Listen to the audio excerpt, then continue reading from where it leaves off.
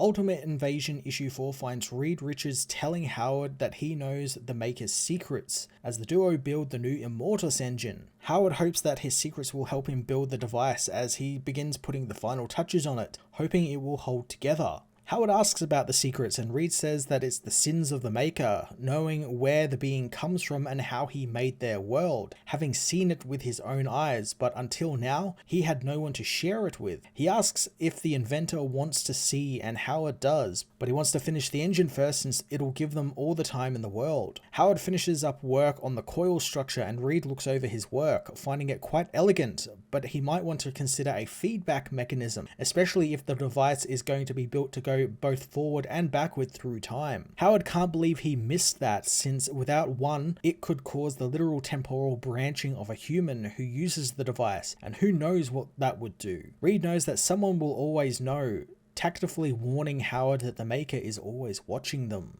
Howard figures that he's just tired, asking Reed how long they've been working since it feels like days, but he can't exactly remember. Reed says that they are in a temple of abstract time and he gave up marking days and time long ago. Howard asks how long he's been imprisoned there, so Reed points out, detailing how he first thought it was just sunlight creeping across the room to show a passing of time, so he began to mark its progress and study it. Reed came to the conclusion that it was months going by, but at the same time the light would also ever so slightly speed up or slow down. When he knew he had the right calculations, he said them aloud so the Maker could hear them, only hearing the villain laughing beyond the walls as the light moved up and down the wall, signaling to him that it was artificial and being bounced off a mirror somewhere and controlled by the Maker himself. Reed knows that it was just the first game Maker played with him, and Howard believes his mask was another, but he reveals that the Maker has been pretty open about what the mask represents, and it's not a game at all, since it's who he really is. Reed motions to the lab, citing out that this is all real and he can seemingly come and go as he pleases, but really he cannot escape, and Maker tortures and hates him. However, he does not know why. Howard wants to help him escape, but Reed knows that they cannot run from who they are. 1 week later, Reed and Howard get ready to present the new Immortus engine to the Maker. Reed assures the armored up Howard his hologram suit is functional, but his psyche is below tolerable thresholds. Howard feels the same but knows that they will do this and see each other on the other side. Howard goes to see the Maker, presenting him with a new engine core he created for the Immortus engine, as Reed takes a letter for Tony and his own device, cloaking himself as one of Maker's guards so he can escape to the city's control center. Maker looks over the device, knowing that this is a way to make the world into the wonder he knows it is. Tony knows that it's not, since he simply copied the original engine, which he knows was made by someone else's hands, the Maker's if he was to presume. Maker wonders if this might be a copy of a copy then, and that's the way of things, but all Howard hears is more reason for him to destroy the device. Maker doesn't want him to be so rash, since they have a monster from the future they need to kill. Reed meanwhile makes it to the mainframe, linking his power conduit terminator to the city's core, as Howard calls Maker a monster, and he's tired of choosing between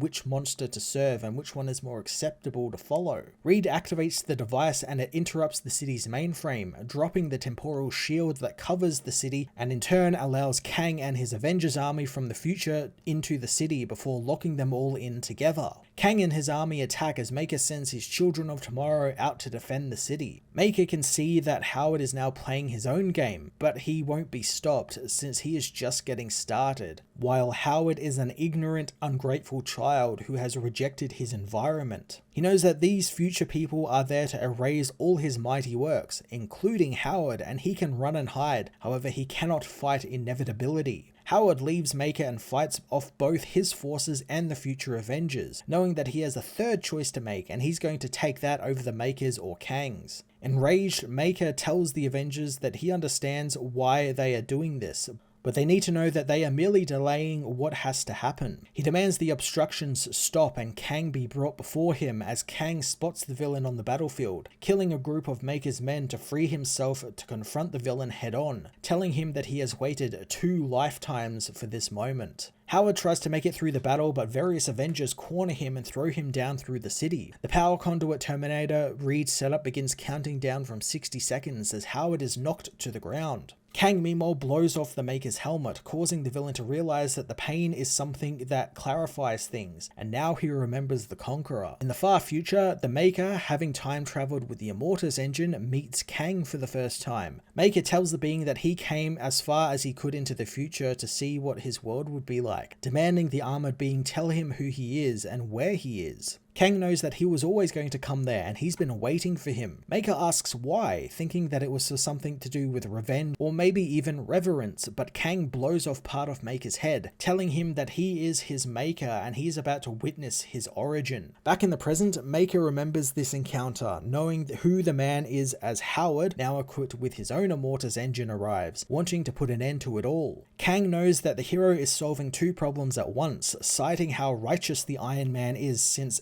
it's like looking at some hazy remembrance at what was. Howard knows, however, it's like looking in a mirror and hating what you see, unleashing the power of the Immortus engine on everyone in the city. In the Maker's castle outside the city, Reed steals the original Immortus engine, having promised to do so, but wonders why he hesitates so, thinking that this could be another prison for him, one whose walls are made from obligation this time, not punishment. He decides to leave the choice to better angels, packing up the engine as in the city, the Terminator continues to tick down as Howard ejects from his broken armor, finding Maker and Kang are both defeated. He removes the faceplate of Kang's armor, overcome with grief as who he sees under the mask as the Terminator goes off, sealing the city up in a temporal shield again. 1 week later, the world leaders meet, finding they don't exactly know what happened at the city. They do know that this exact thing has happened before, but never for this long. Ra reveals that no one knows what Maker was doing in there when he originally appeared, but the story is that the first time he sealed the city, it was for a month, and inside the walls of it, 1,000 years passed in that time. So this is rather foreboding. Khonshu knows that 24 months is a cause for dread, as Hulk remembers asking Maker if time dilation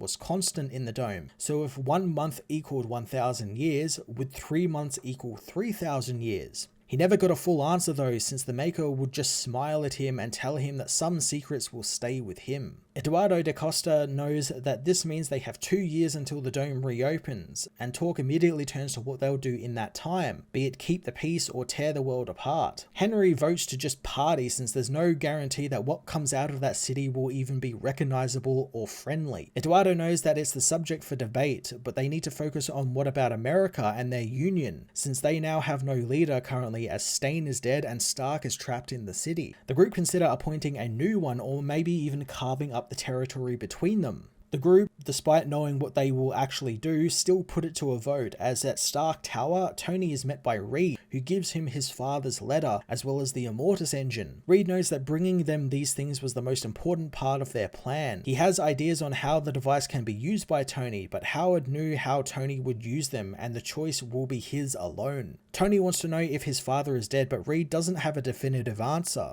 The frustrated Tony decides that he's going to need a suit then, getting to work on building his own, which integrates the Immortus engine into it, citing how it will be able to handle the temporal shear and will need navigational controls. Reed suggests that it should be used as a weapon as well, and Tony agrees wholeheartedly. After a while, Tony finishes his suit, wanting to get to work on some things that Maker couldn't find in his exploration of the world, and he thinks he knows why. Reed asks what he will call himself, thinking Tony will use his father's moniker of Iron Man.